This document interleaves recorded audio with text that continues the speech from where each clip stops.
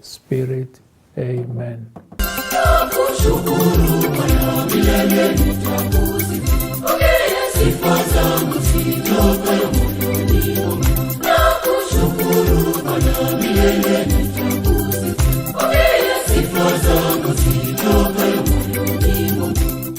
Like, share, follow and subscribe to Capuchin TV channels. Keep watching Capuchin TV, your Catholic identity channel.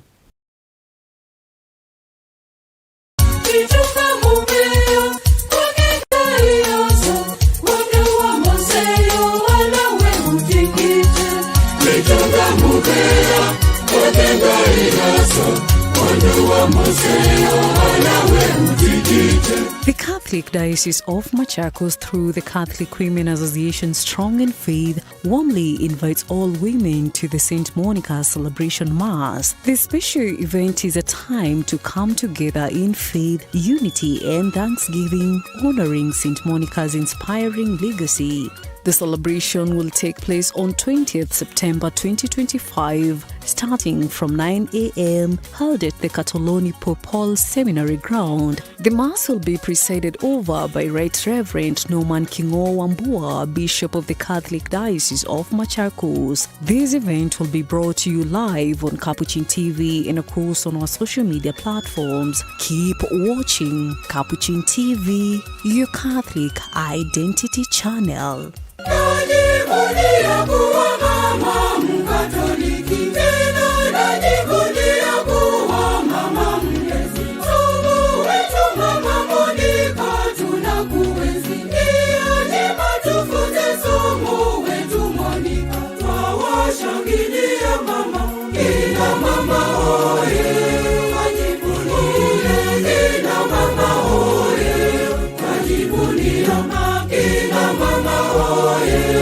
wajivunia kina mama oye, wajivunia mama mama, wajivunia.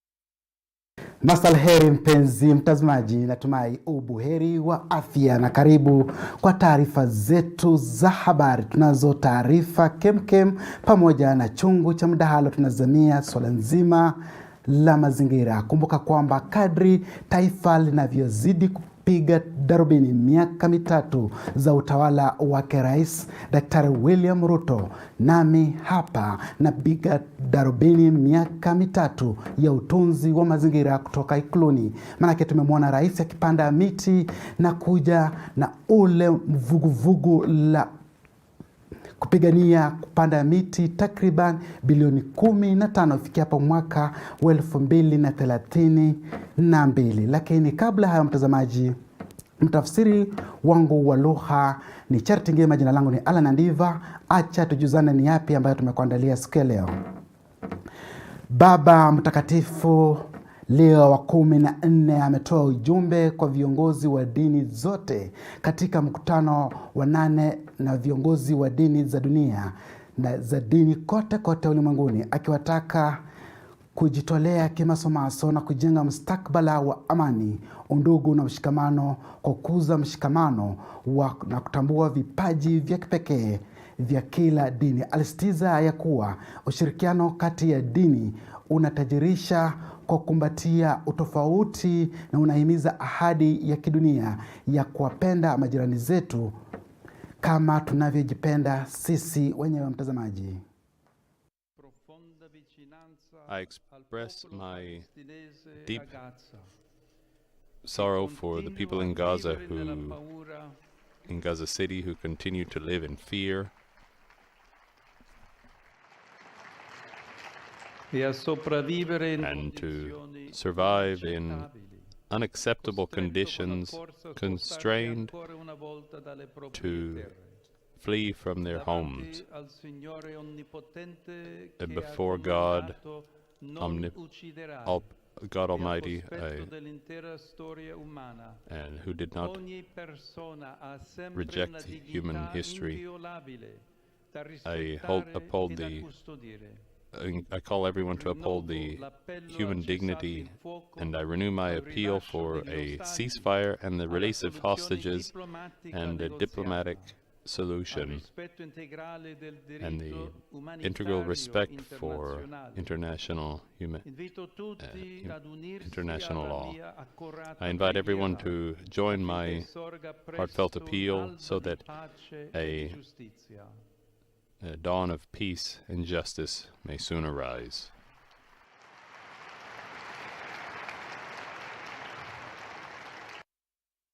Na tukizidi na taarifa zetu za habari, viongozi wa kisiasa wakiongozwa na mbunge wa Ruiru Simon King'ara wametoa wito kwa vijana nchini kote kupunguza migomo na kutoa nafasi kwa serikali kuzingatia urejeshaji wa uchumi na maendeleo ya kitaifa. Wito wa amani ulitolewa wakati wa mazishi ya Samuel Gatama, kiongozi aliyeheshimika katika jamii na aliyekuwa mwenyekiti wa kampuni ya maji na usafi wa mazingira ya Gatundu, yaliyofanyika katika kijiji cha Gitare, Gatundu Kusini.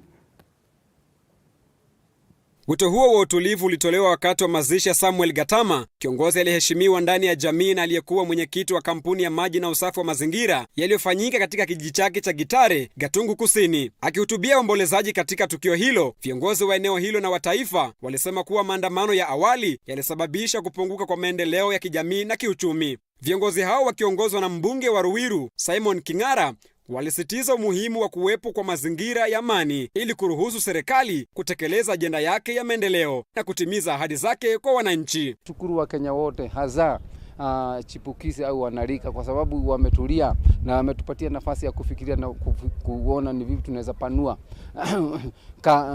kikazi maisha yao, kwa sababu kama hakuna vita nasi tunapata nafasi ya kuwashughulikia. Na niwaambie, na wakati tunakuwa na furugu, viwanda vyote vimefungwa, na ni wakati kuna furugu wakituona kwa barabara na kuingineko, kazi kupungua inapungua. Kwa hivyo mimi niwaombe wanalika na watu wote, tafadhali kwa unyenyekevu mwingi mno mkubali tuwahudumie, na ile kazi mtupatia miaka 5, tafadhali mkubali tumalize hiyo kazi, alafu mwishowe mtuuliza maswali. Kwa tafadhali kwa unyenyekevu mwingi muunge serikali mkono, tumuwapatie kiongozi wa nchi nafasi aweze kutengeneza mawili matatu. Dr. William Samoei hata yeye ni binadamu kama sisi, na tukimpatia nafasi mimi najua na anaona nchi yote atasaidiana na sisi, na vile vile maendeleo yatanoga katika nchi yetu ya Kenya na tutaheshimika. Hata hivyo, viongozi wa upinzani waliokuwapo walibainisha wasiwasi unaokuwa kuhusu madai ya ufisadi ndani ya ngazi za serikali. Wakiongozwa na Sovinga Bibiana, wakosoaji wa serikali walieleza kuwa ziara za mara kwa mara Ikulu zinaweza kuwa njia za ufisadi, na wakaonya kuwa tabia kama hizo zinaweza kuharibu maendeleo ya nchi. Mambo ya kwenda State House kila siku kila wakati, na ni watu wa Central Kenya wanaenda, hii bado ni corruption. Hii pesa imetoka wapi? Hii pesa haikuwa kwa budget. Why Mount Kenya only? Kwa nini tu watu wa Mount Kenya? Kwa nini hawaleti watu wa Bondo? Kwa nini hawaleti watu wa Mombasa corruption wachukiwe hizo 10,000? Kwa nini hawaendi Ukambani kutafuta watu wa Ukambani pia waende State House wachukiwe 10,000? Walianza na vijana, walileta wahubiri wote, wamemaliza na wahubiri, sasa wako kwa walimu. Kutoka kwa walimu sijui wataenda wapi, tutatoshea huko. Kwa hivyo hii mambo ya State House, kama kuna corruption ambayo imeenda na imetustua sisi, ni corruption ya State House. Hii corruption hiyo ndio kitu ya kwanza kuonyeshana kwamba vile watu wanaitwa kuhongwa huko Gatama alifahamika kwa uadilifu wake, uongozi bora na jitihada zake zisizo na mwisho za kuboresha huduma za maji na usafi wa mazingira katika eneo lake. Nikiripotia runinga Capuchin, Mtazamo Katoliki, mimi ni John Beja. Na kwingineko, mbunge wa Voi Mheshimiwa Hamisi Adichome amesema kuwa hazina ya kitaifa ya maendeleo ya maeneo bunge NCBA imekamilisha miradi kadhaa ya maendeleo katika eneo bunge hilo, huku akisisitiza kuwa kipaumbele chake kimeelekezwa katika sekta ya elimu. Sasa Gabriel Mwakoma anatuarifu kwa kina. Akizungumza katika hafla ya ufunguzi rasmi wa maabara ya kisasa katika shule ya msingi ya Gazi iliyoko katika wadi ya Ngolia, mbunge wa Voi Hamis Adichome amesema kuwa uwekezaji katika elimu ni hatua msingi ya kuinua maisha ya wakazi wa Voi na kuhakikisha vijana wanapata fursa bora za kielimu, akisema ameboresha shule kadhaa kupitia hazina ya ustawishaji ya NCBA. Kitu kikubwa tuliona watoto wetu tunapewa basari, na kwa uchache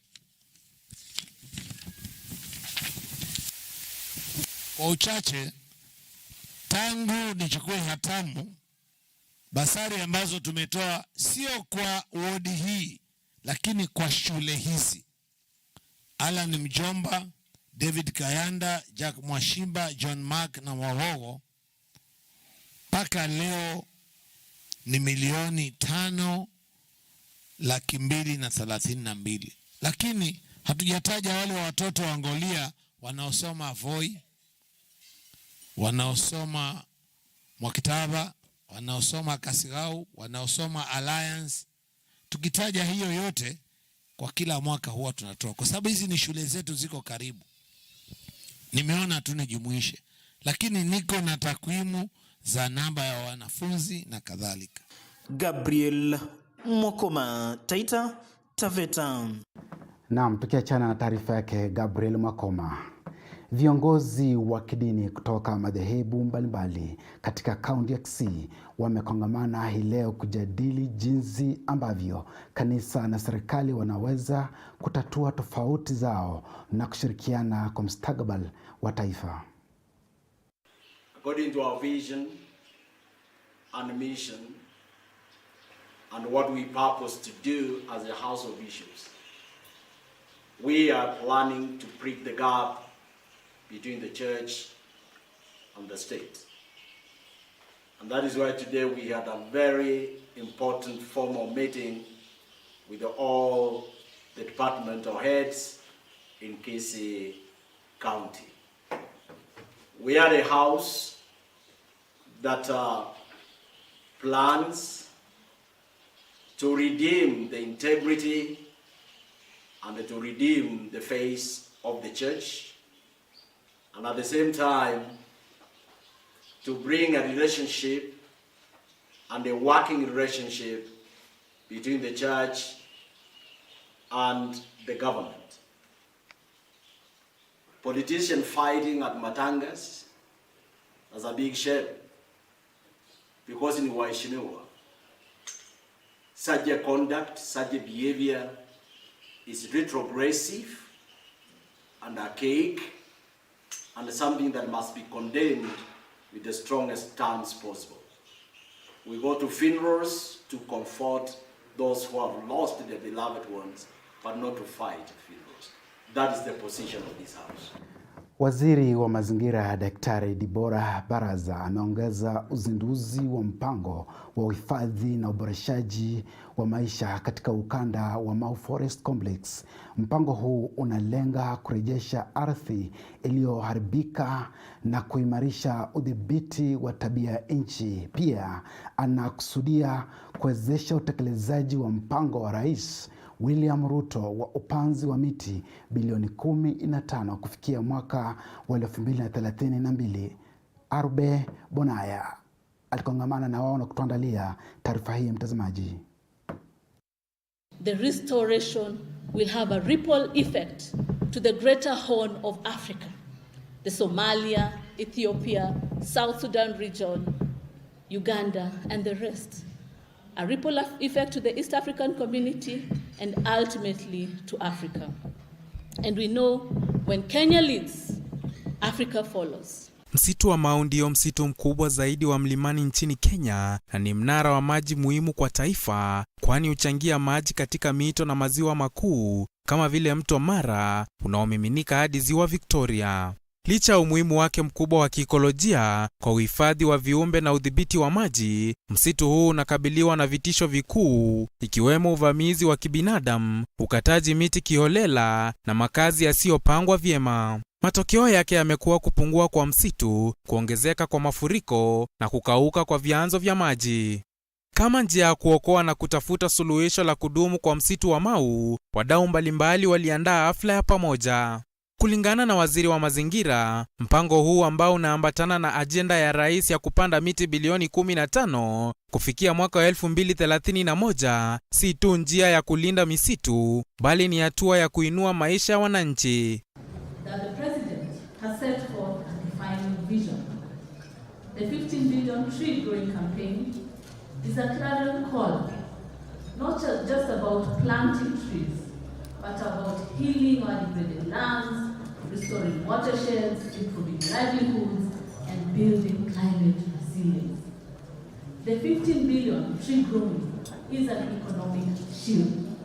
It is a social contract and a moral obligation to each one of us. Every tree is a promise of hope. Food set on every table, roof over our heads, job for the vulnerable, the women and the youth, clean water for our families, and a resilient economy. But to realize this vision, we also need to understand that restoration is not a destination. It is a journey. It is not a fragmented event, but different events intertwined to build up a bigger and better ecosystem. Waziri alisisitiza kwamba kila aina ya miti na manufaa yake kwa afya na mazingira. Mbali na uharibifu unaoendelea, waziri alieleza kuwa msitu wa Mau ni makazi ya viumbe wengi na akasisitiza wajibu wa kila mmoja kushiriki katika kuhifadhi. Despite the hashes of illegal logging, of encroaching, where half of the forest or even more was lost, it stood strong. It is the last tropical rainforest in Kenya, preserving genetics, species, and ecological lineages unique to the Guinea-Congolian region. Is the Kakamega forest. And the Yala-Isihu is a watershed that feeds the lake, sustaining fisheries, farmers, and millions of households. But because of erosion, pollution, and deforestation, this has threatened the cradle of biodiversity. And restoration is really critical in this area because it's going to bring economic boost and it's going to bring survival of the rainforest as well as prosperity of the biodiversity. And then we rise to the Mount Elgon, a towering sight to behold, shared amongst Kenyans and Ugandans. Its water towers back the Nzoia and the Takwel River, which in turn drives livelihood. It feeds nations. It nurtures lives for people and wildlife, the colobus monkeys, the elephants, the antelopes, among others. Pia aliongeza kwamba utunzaji na ulinzi wa msitu huu ni msingi kwa kupata amani, maji ya kutosha na ustawi wa taifa. Its restoration again will increase and secure more than 50 billion to the households, guarantee water, peace, and prosperity. But at the heart of Kenya lies the Mau Forest Complex, which we are talking about today, our largest water tower, the heartbeat of rivers, feeding Lake Victoria, the Mara, Nakuru, and the Rift Valley. It powers our hydropower stations, nourishes our tea estates, sustains our tourism economy. And restoring Mau is not just an environmental duty, it is an economic necessity. It is an economic insurance, protecting GDP growth, securing food systems, and guaranteeing national energy stability.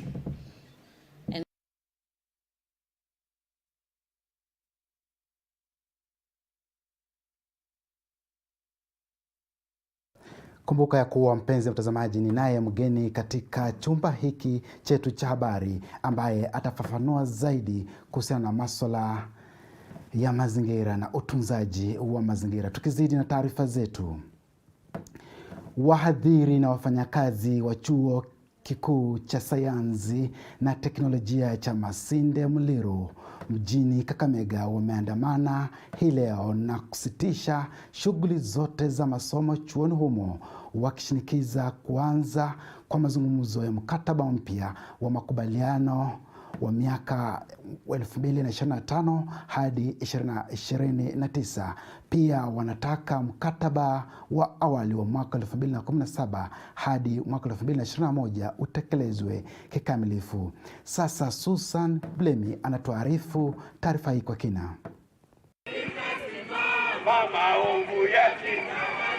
Wakiwa wamebeba mabango yenye jumbe mbalimbali, maandamano hayo yaliongozwa na mwenyekiti wa chama cha wahadhiri wa vyuo vikuu UASU tawi la MAST Ronald Wamalwa pamoja na mwakilishi wa chama cha wafanyikazi wa vyuo vikuu KUSU Gregory Izanga. Viongozi hao wamesisitiza kuwa hawatarejea kazini hadi madai yao yashughulikiwe. Huu mgomo ni wa kitaifa na tuko huku nje mpaka hizo ahadi za hiyo mkataba zote ziweze kutimizwa. Tunataka maongelezi ya mkataba wa mwaka wa 2025 to 2029 uanze. Na pia katika ile mkataba wa 2017-2021 yapo maneno ambayo hatukuwahi yatimiza, ambayo koti iliamua kwamba wafanyikazi waweze kulipwa pesa fulani. Pia tungependa waziri wa elimu aweze kuzingatia hiyo. Kwa mkataba tunadai mambo mawili. Kwanza ni nyongeza ya mshahara upande wa basic salary. Pili ni upande wa house allowance. Kiangalia maisha vile iko, maisha imeenda juu sana. So tunataka serikali iweze kufanya makubaliano, iweze kutia sahihi haraka iwezekanavyo. Pili, tuko hapa sababu ya ile malimbikizi ama arrears za 2021-2025 CB ambayo ilikuwa negotiated ikakuwa signed na wakaongeza mshahara kidogo. So tuko hapa tunataka hiyo arrears zilipwe miezi 15 vile tulikuwa tumeelewana na serikali. So serikali kiendelea kudelay na masuala ya wafanyikazi, tuendelea kukua hapa na kazi zote tasimama. Ni kwa sababu tumesimamisha, tunataka strike iendelee na tutagoma. Na mkataba ambao tulikuwa nao ni kwamba tulipatiwa nyongeza kwa fedha zetu za mshahara, na tukakuwa na malimbikizi ambao walikuwa wamesema watatupatia miezi 18. Na wakati huo mwaka uliopita waliweza tu kutupatia malimbikizi ya miezi 3. Na tukakubaliana na serikali kwamba mwaka huu ijapo ilipofika mwezi wa 6 tulikuwa tupatiwa malimbikizi ya miezi 6. Kisha wamalizie mwaka unaokuja miezi ingine 6. Lakini sasa serikali imeshakeuka mkataba huo. Wakati tulifika mwisho wa mwezi wa 6 hakuna malimbikizi yetu ambayo tumepatiwa. Wahadhiri na wafanyikazi hao pia wameilaumu serikali kwa kile wanachodai kuwa ni ahadi za mara kwa mara zisizotekelezwa kuhusu nyongeza ya mishahara na marupurupu yao. Nikiripotia Mtazamo Katoliki, jina langu ni Susan Bulemi. It is the money hitting the account. It is not negotiations in the boardrooms, and our national leaders have hidden that call. That is why they told us, hold fort at the branches and chapters, and we will only call it off when not promises are given, when the money is actually disbursed, and the writings on the memos are not actions. In this era of technology, by the click of a button, money is wired into the accounts. So that is the only language we will hear this time around. So it's unfortunate we find ourselves in this situation. It is not our wish, but we are forced by circumstances. So we appeal to our students to be patient as their lecturers push for what is rightfully theirs. We are also appealing to our parents to be patient, and also all stakeholders in the education sector. Normalcy will come when workers of the university will have been given what is rightfully theirs. We are tired. We are tired. And this is a government which has got money. It has collected, it has increased taxes, but they are misusing the money. We are not going to sit down watching everything go down the trail. If they want the university education to flourish, to succeed, these are the key players and the drivers in the universities.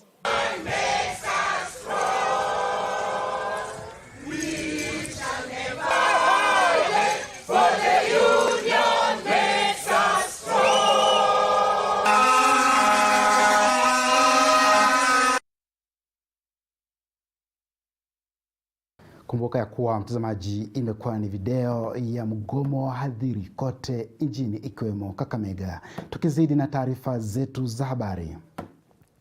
Katibu katika Wizara ya Vijana, Fikrini Jacobs, amefichua ya kuwa serikali imo mbioni kulinda uvumbuzi wa vijana ili kuwasaidia kuongeza juhudi za ubunifu katika kuleta ajira. Kulingana na Fikrini, mpango huo utasaidia katika kutengeneza nafasi nyingi za ajira katika taifa ambalo nafasi hizo zimekuwa finyu. Akizungumza wakati wa uzinduzi wa kongamano la African Youth Pathways to Resilient and Systems Change, mbinu za kusaidia vijana kuwa wakakamavu, lililoandaliwa na Partnership for African Social and Governance Research kwa ushirikiano na Mastercard Foundation. Fikirini amesema vijana wana nafasi ya kutafuta mbinu za kukabiliana na changamoto zinazoikumba dunia, na hivyo serikali itahakikisha wanahusishwa kikamilifu katika ubunifu. Amefichua kuwa serikali iliunga mkono juhudi za vijana 306 wabunifu, 266 nafasi za ubunifu na mashirika 250 katika mwaka wa kifedha wa 2024 hadi mwaka wa 2025. Aga Khan University in the year 2019 produced a research which basically highlighted what employers are looking at as a challenge in the young people who are being hired at entry level. That young people at entry level in most cases lack basic skills like communication skills, financial literacy, emotional intelligence, or even experience which can be best addressed by issues which the government has rolled out, internship, and we're working around the volunteer policy as well. Naye seneta wa Homa Bay, Moses Kajwang', amesema serikali inafaa kuweka mbinu zitakazohakikisha kunakuwa na ushindani wa kutafuta vijana kwa nafasi za ajira badala vijana kupambana kujitafutia ajira peke yao. And we will call that youth and women empowerment. Good politics, bad economics. It is something that we must change. The handout culture that we have built, thinking that all that young people need is some little money, all the women need is some little money. That is good politics, but bad economics. It's not going to take us anywhere. And that is why we must move away from the tokenism that is fueled by corruption. We must move away from the handouts that is fueled by corruption. The conversation today in this country is how Vijana waliohudhuria kongamano hilo sasa wanasema licha ya changamoto za kupata ajira, ni vyema kuwe na heshima na kukubalika katika sehemu za kazi wanazopata. And to me, I learned a lot of things in today's conference. And dignified work, to me, it's a work that respects human rights and dignity. And because I represent those who are doing content moderation and labeling data for different AI models, dignified work means to me a work that pays workers well, a work that respects workers' rights and voices, and also a workspace that gives workers' rights to belong to trade unions and freely associate the different organizations. Kwa hivyo kitu ya kwanza ni kusema about research. Ni vizuri sana tufanye research and mostly kuambatana na wanalika, ni wengi wamesoma universities, colleges, na hata wengine wameenda even to the local polytechnics ambako wamesoma masomo tofauti. Tutapopata hii research itafanya Wakenya waweze kulinganisha research wamepata na zile policies wanatengeneza kuhusu employment. Na hivyo ndio tutaweza kutatua ile shida tuko nayo katika hii country ya employment. Tukiangalia the numbers yenye inatoka university na zile numbers ziko hapa nje ambayo wanaenda kutafuta kazi, hakuna mahali tunaweza waleta pamoja tuwaambie nyinyi hii kazi itawatosha. Lakini nikiripotia Mtazamo Katoliki, runinga ya Capuchin, jina langu ni Lilian Kimanthi. Na mtazamaji, Mtazamo Katoliki awamu ya kwanza umefika tamati. Mwenzangu wa lugha ishara amekuwa ni Charti Ngima, na ninarejea kwa awamu ya pili nikiwa na mgeni ambaye ni Steven Kenza Mwitima ambaye anasimamia idara ya African Programs Coordinator Laudato Si Movement. Usiende mbali.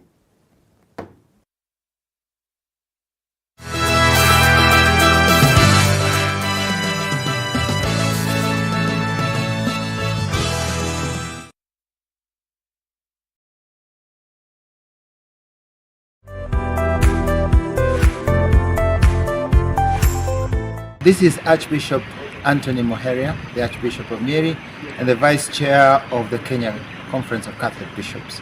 We'd like to welcome you once more here at Subukia Shrine, especially on this great day, which is a National Prayer Day, when all of us are gathering from all over our country, from all the dioceses, to pray for our country, to pray for ourselves, to pray for blessing for our families, and obviously to come together, planning and asking Mary to protect us and to guide us along the way in this year of hope.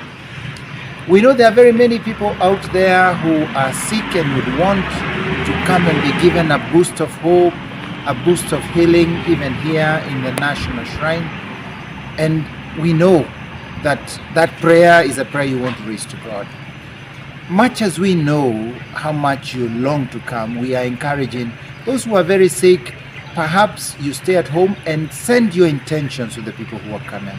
We will have a special moment of intention for all those who are sick, especially the very, very sick, so that God, from where you are, can reach out to your healing.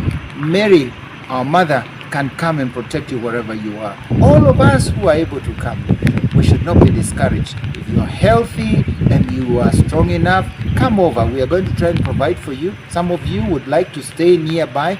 There are places in Nyahururu, there are places in Nakuru where you can spend the night, you can come in the evening and then go over, so that you all are able to be comfortable on the day of the prayer day, which we look forward for many blessings. Finally, we also want to ask all those people who are a bit worried about the security, that now we have taken all the security precautions, everything will be taken care of.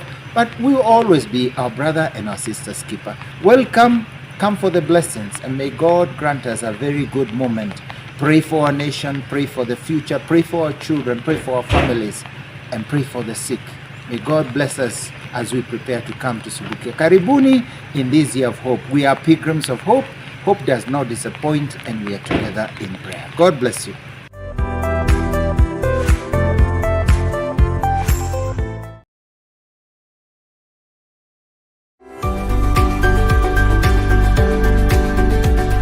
The General Councils of the Society of Missionaries of Africa, the Missionary Sisters of Our Lady of Africa, in conjunction with the Lavijari Lay Missionary Association of Kenya and Tangaza University, invite you to a historic celebration, the Symposium on the Legacy of Cardinal Charles Lavijari, taking place on 20th of September 2025 at Tangaza University. This event marks the bicentenary of the birth of the Cardinal Lavijari, the founder of the Missionaries of Africa and the Missionary Sisters of Our Lady of Africa, and a passionate defender of human dignity.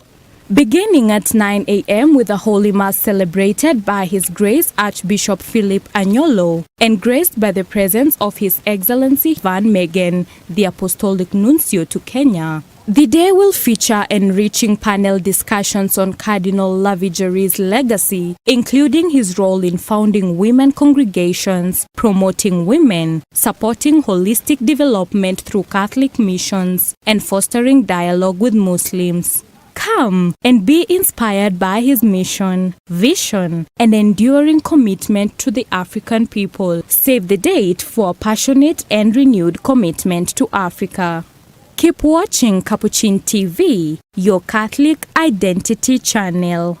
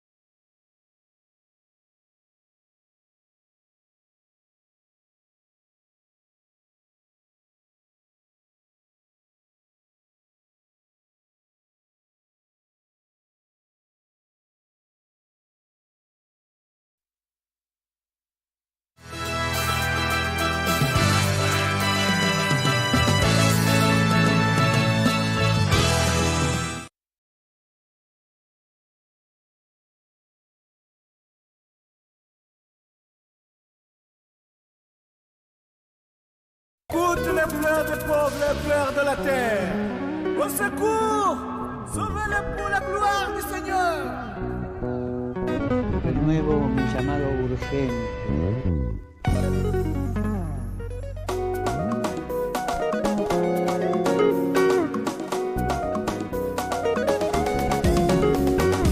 This is a warning and is a calling from the earth. Our common homes are falling apart, is on fire.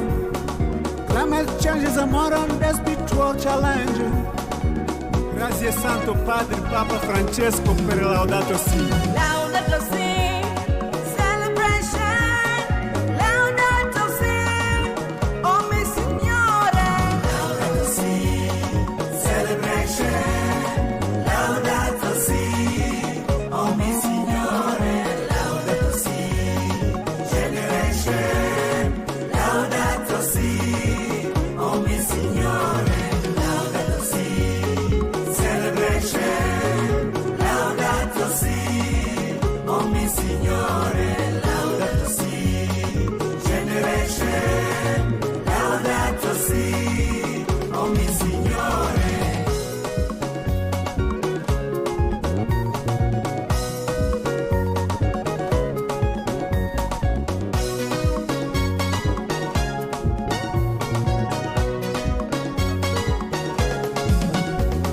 Sikiliza kilio cha mama ardhi, pia cha wanyonge. Utaelewa maisha ni kila kitu kimeungana. Human beings, water and trees connected. Climate change, poverty, peace, and economy. It's a generation, our generation connected. Laudato Si celebration. Laudato Si, celebration. Laudato Si, oh mi Signore. Laudato Si, generation. Laudato Si, oh mi Signore. Laudato Si, celebration. Laudato Si, oh mi Signore. Laudato Si, generation. Laudato Si, oh mi Signore.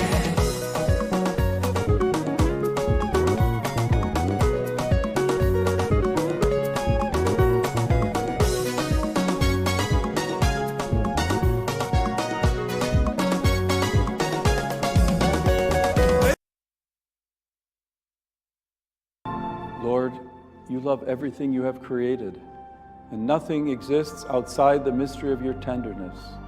Every creature, no matter how small, is the fruit of your love and has a place in this world.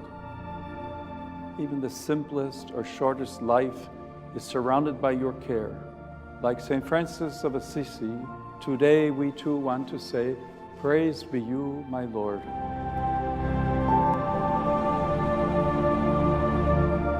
Through the beauty of creation, you reveal yourself as a source of goodness. We ask you, open our eyes to recognize you, learning from the mystery of your closeness to all creation that the world is infinitely more than a problem to solve. It is a mystery to be contemplated with gratitude and hope. Help us to discover your presence in all creation, so that in fully recognizing it, we may feel and know ourselves to be responsible to this common home where you invite us to care for, respect, and protect life in all its forms and possibilities. Praise to be you, Lord. Amen. Tuliamua ya kwamba kwa sababu ya changamoto ya kupatikana kwa kiangazi ambayo inatutesa, inatuletea maafa ya mifugo yetu na inatuletea hasara mingi na inatusababishia kukosa chakula. Baada ya kiangazi inafuatana na mafuriko. Hiyo changamoto yote inaletwa na mambo ya mazingira. Na ndio sababu tumeamua kama serikali ya kwamba tunapanda miti bilioni 15 Kenya kwa miaka 10 ijayo. Katika harakati hiyo ya kupanda miti bilioni 15 hapa Kaptagat, mimi nimefurahi ya kwamba tayari miti karibu milioni 2 imepandwa. Jana peke yake PS wangu wa mambo ya misitu Bwana Mugambi ananiambia tumepanda hapa jana peke yake miti 50,000 katika forest hii ya Kaptagat. Na mimi nimekuja kuchangia leo asubuhi hapo, nimengangana hata na mimi tumepanda miti 5,000. Ala, simu nipigie makofi kidogo hii. So hiyo miti 5,000 tumepanda hapa saa hizi. Na ndio mimi nataka niwaulize wa Kenya katika sehemu zote. Mambo ya mazingira ni mambo ya muhimu sana. Ndio inatusaidia kuhakikisha ya kwamba tuko na mito, tuko na maji ile ambayo tutatumia kuongeza mambo ya chakula, tupate vile ya kupunguza gharama ya maisha na vile ya kupeleka taifa letu la Kenya mbele. In addition, we are doing the 15 billion tree directives by the President by the year 2032. We are aiming to plant 15 billion trees so that we can be able to get the 30% tree cover by that year. Today we planted an indigenous plant because we wanted to take as many years as it's possible, because we are not planting it in the name of harvesting it. We are planting in a name for it to do the conservation work for so many years. And so we are being called to make peace with creation, and that includes taking action, taking a next step towards caring for our common home. We cannot just continue to let the environment continue to deteriorate under our watch. It is all our collective responsibility and a moral responsibility, and furthermore, as Laudato Si insists, a spiritual responsibility for us to take action for our common home, whether that is a cleanup or an advocacy moment, or even just working together with your congregation to implement agroecology activities. Pili, mpenzi mtazamaji, kumbuka ya kuwa awamu ya pili inasheheni mjadala ambao unahusiana na utunzi wa mazingira. Kumbuka ya kwamba ni mwito kuu ambao umetokea katika ofisi kubwa ya kikanisa. Baba Mtakatifu anaendeleza kazi yake, mtangulizi Baba Mtakatifu Francisco ambaye alitutangulia. Vile pia mataifa yanajikita kabisa katika masuala ya mazingira, akiwemo Rais wa Taifa la Jamhuri ya Kenya Daktari William Ruto, ambaye kwa hakika amejitia hamnazo na kujituma kweli kweli kwa kupanda miti, kwa kuosha, kwa kusafisha mito ikiwemo mto Nairobi, na kubuni magari ambayo ni ya kielektroniki na ziita vehicles. Mtazamaji, yote haya ikiwa nikabiliana na uchafuzi wa mazingira ikiwemo hewa, maji pamoja na rotuba, yani mchanga. Ndani ya chumba hiki ninaye mgeni ambaye anajulikana kama Steven Keza Mutima. Steve, yes. Welcome. Thank you so much. Yes. How have you been? I've been very well. I'm very happy to be here at Capuchin TV. Yes. First of all, me being a Franciscan, I'm a lay Franciscan, yes. So I feel at home. So I'm very happy to be here. Thank you. I feel free at home. Thank you so much. Talking about Laudato Si. Yes. For someone who doesn't have a clue yes. what it is actually, what is Laudato Si? Laudato Si is an encyclical letter the very first letter that Pope Francis wrote in 2015 to the world. You know, we used to have before other encyclical letters written by other popes to the church, members, Catholic Church. But this letter came to the world, everybody included, not only Catholics, because this letter came with a very important message related to the care for our common home. Pope Francis is talking about our common home, yes, which is on fire. And this is about climate justice. Pope Francis is calling us to listen to the cry of the earth and the cry of the poor. And you know, the climate change, we've been talking about it, many movements and activists taking action. But it is until Pope Francis wrote Laudato Si that now the world started to see the role of the Catholic Church stepping in, taking action, Catholic Church owning this agenda and bringing it in a very special way, where Pope Francis tells us that the integral ecology, so the climate justice has an aspect of integral ecology, which means, as Pope Leo XIV also is talking about it, and we are happy that he has also picked that agenda and taken it seriously, is that there are many dimensions around climate, around environment. Environment si kupanda miti peke yake. We need to understand in paragraph 49, I invite everybody who is watching this in Laudato Si. It is on internet, people can Google, can have it in PDF, others have it in books in some libraries. In paragraph 49, Pope Francis says that as we discuss about environmental justice, we must integrate issues of social justice so that you can be able to hear both the cry of the earth and the cry of the poor. What does he mean by this? You remember when COVID-19 came? Yes. The first solution that the world were given, it was water, boil water, keep drinking hot water, clean water, and we needed water. As wash the hands. And you wash the hands, sure, but also drink hot water. That was also enough. But everything was around water. Then a question of justice comes in. What about communities that have been suffering even to have a drop of water? Yes. When you have a global pandemic and the water becomes a solution, and you have many communities, and you know them, even in Kenya we have them that suffer to have a drop of water. That is where now we question the systems. Why are people not having water? And you can even now, Laudato Si gives us actually opportunity of asking many questions. Why do we have people who don't have something to eat, do not have water? Why do we have poor people, and yet we know that God created this? We go back to the gospel of creation. Laudato Si starts, the discussion starts from the gospel of creation. God created everything for everybody. So if there is a good share, there's good governance, you see how it affects everything. Sure. If there is no corruption in sharing the good, the public good, that everything that God created gave us. Even a country like Kenya, a country like DRC that is suffering today with the war and everything that people are exploiting.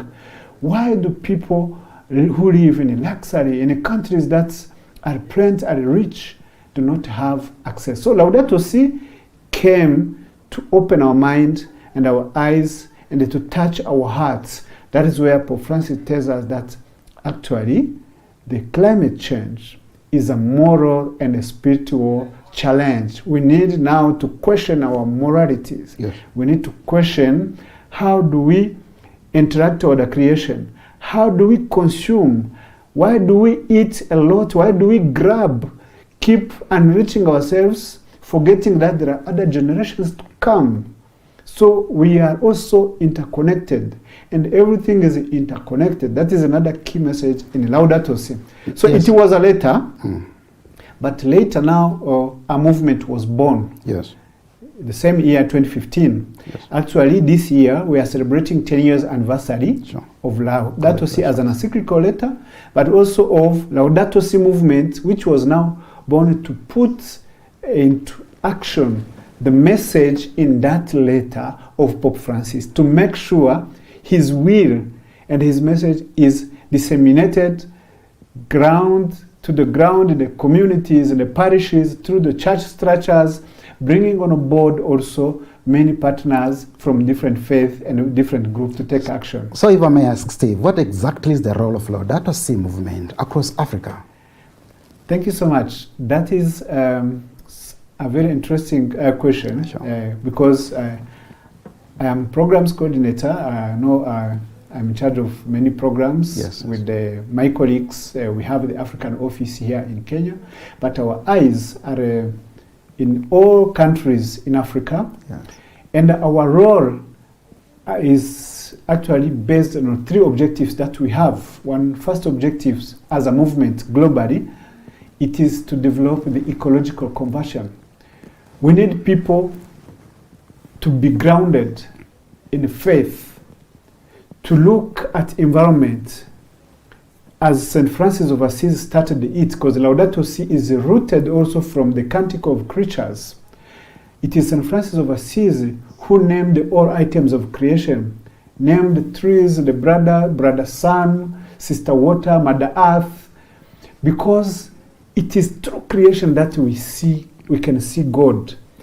So to respect environment and to respect also our brothers and the neighbors, brothers and sisters, because we are also part of environment, knowing that action that you are taking, a wrong action that you take, affects your neighbor. It is a simple thing to understand when you open even a sewage. You know that it's going to affect the whole communities. When you cut down trees, you know whatever it will bring impact will affect the whole societies, not only one person. But now we have even dangerous things that are happening that people are not daring to talk about, which are the main causes of climate change. This is the fossil fuel industries. Yes. You know, many years in Africa, multinationals, countries first starting by our colonizers, they have been exploiting our countries from slavery, the moment of colonization. They've been exploiting our gold, minerals, and the oil, gas, and the coal. We have countries that have suffered for many years, and this is time that we are supposed to be recovering after independence. But we see a situation where the colonial masters are coming back to our countries as multinationals in the name of companies, in the name of bringing developments. But in a real sense, if you go to in the communities, now that you read it in Laudato Si paragraph 51, I'm inviting everybody to read that and understand what Pope Francis in Laudato Si calls ecological debt between the global north and the global south. Our countries, many in Africa, that are labeled as global south countries because of poverty. The main cause is the debt that has been enforced on them, and yet the global north have developed themselves from the resources that they got from the global south. This is now where countries are suffering, and the Laudato Si is bringing now the awareness to make sure people are aware of that aspect of what is happening to our common home. And secondly, the second objective is to make sure we change our lifestyle. We are subjected today to a system of consumerism, where companies still are imposing to us. You will see how people, the type of phones are keeping changing, and you need to question where these phones are coming, and the products that they are using from countries like DRC, where the cobalt, and the war that is happening in those areas, the blood that is shed behind all this. So that is where the moral aspect is, and we need to change a lifestyle so that we live simple, we consume less, and we go back to our roots. We don't continue consuming what is coming from where we don't know.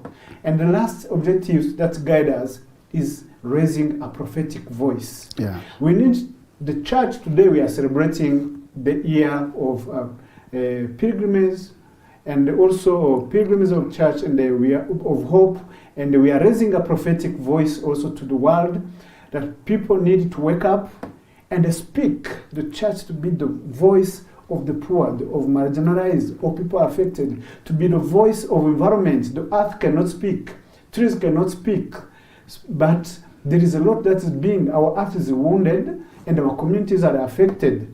So we need to talk also about that. So we have campaigns now that are related to those environmental distractions that are happening. Yes.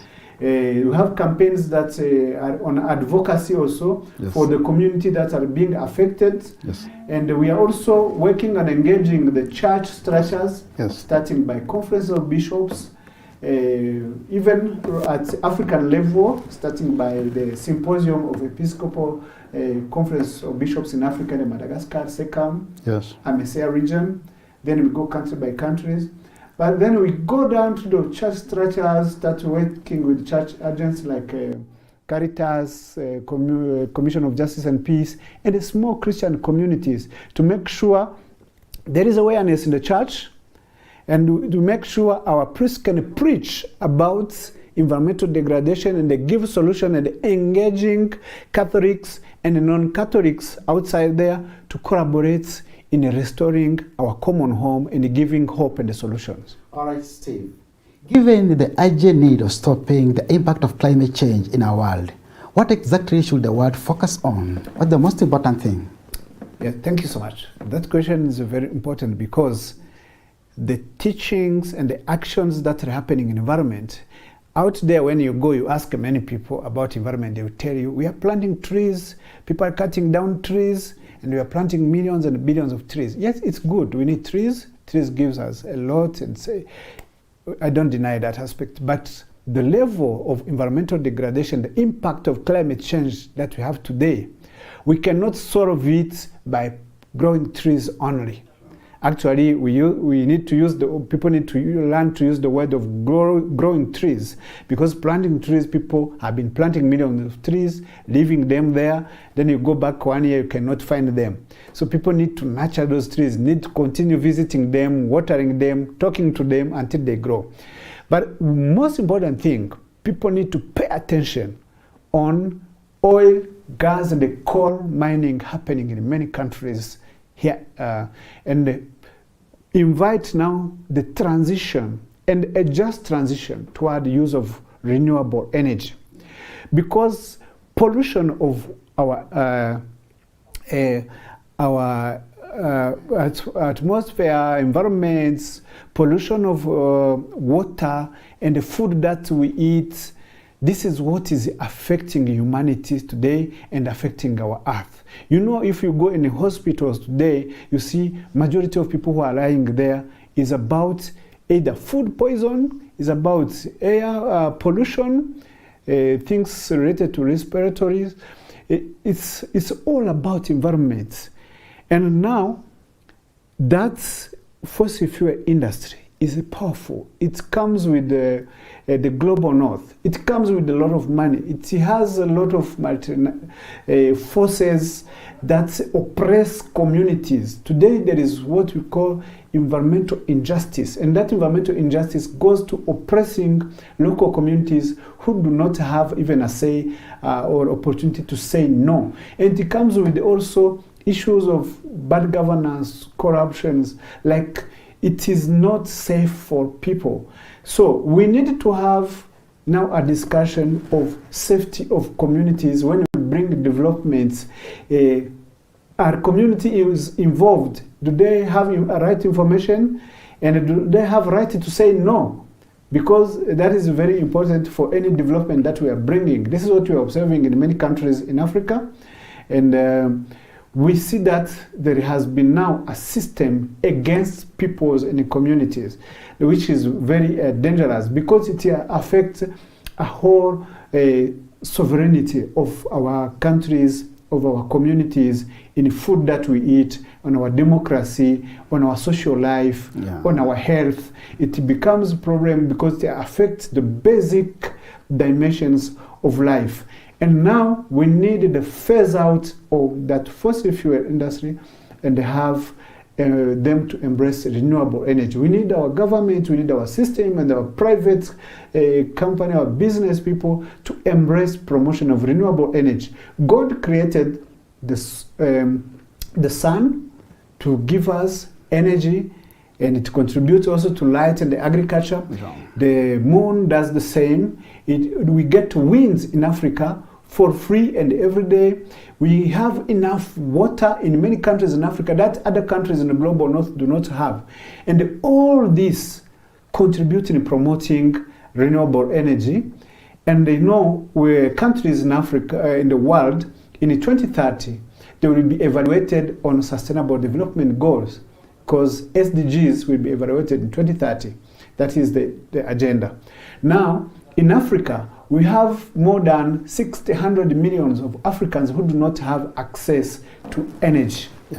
And that is a sign that development is impossible. When we have a community that do not have energy for education, in health, we need it, it's basic.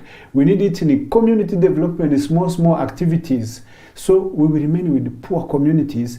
And now the climate change is affecting poor communities and the poor infrastructures because we are enforced in that poverty.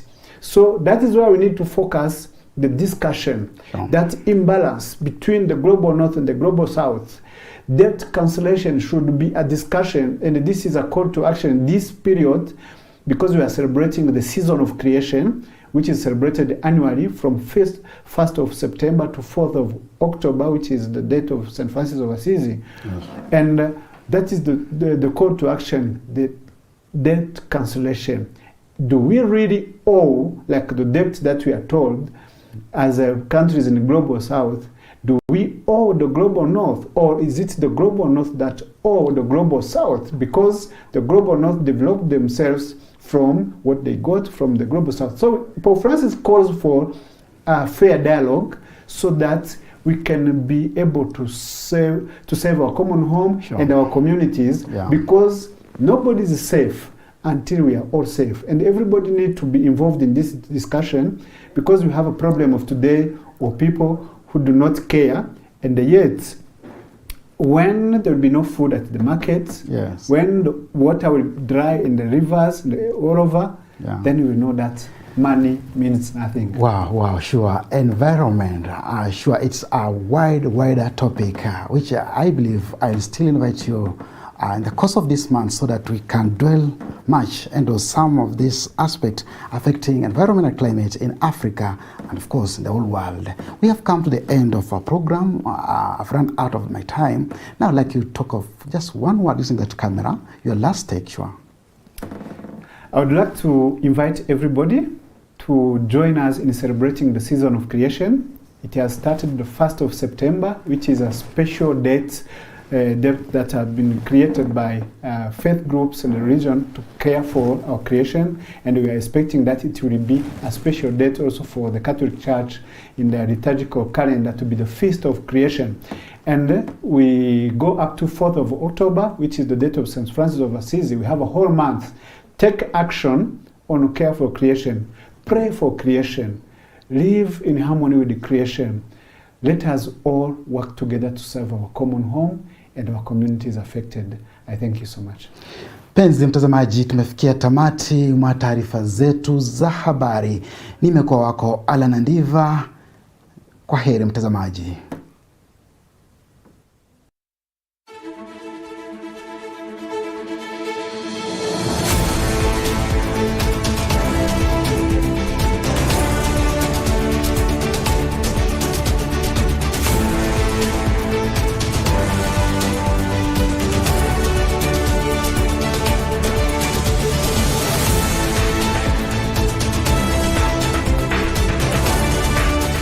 Endelea kutazama Capuchin TV, kitambulisho Katoliki.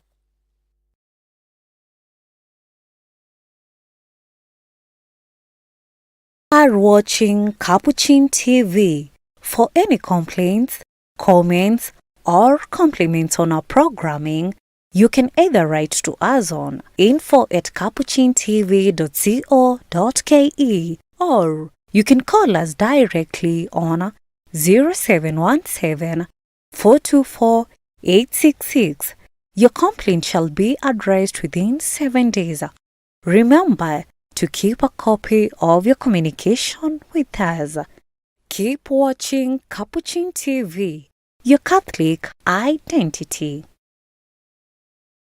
Tazama maisha yangu mimi ya kuwajabia kwa baraka ninazozipata toka kwako.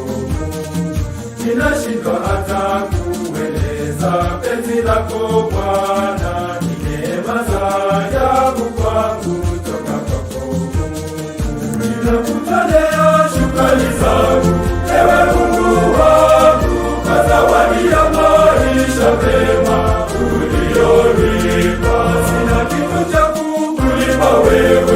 This September, a moment of thanksgiving and new beginnings await. The Missionary Sisters of Evangelization warmly invite you to join them in celebrating 40 years of faithful service in Kenya and the first religious profession of 2 of their novices. Join us on Monday, the 22nd of September 2025 at 10 a.m. East African Time at the Father Vincenzo Ida Trinity Missionary Hospital, Lesero Community.